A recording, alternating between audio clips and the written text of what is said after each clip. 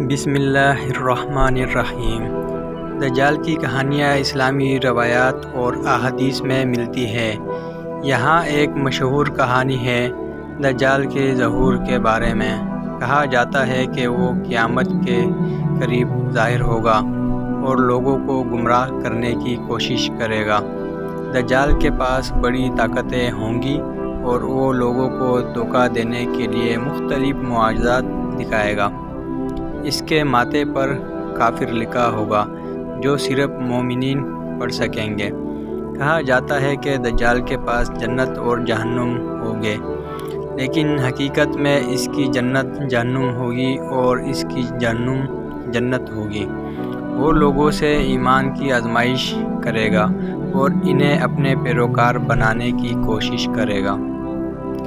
ایک روایات کے مطابق دجال شام یا عراق کے کسی علاقے سے نکلے گا اور 40 دن میں پوری دنیا کا سفر کرے گا۔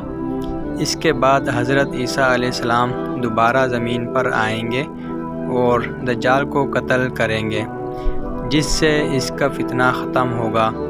یہ کہانیاں مسلمانوں کو دجال کی فتنے سے خبردار کرتی ہے اور ان کو اپنے ایمان کی حفاظت کرنے کی ترغیب دیتی ہے۔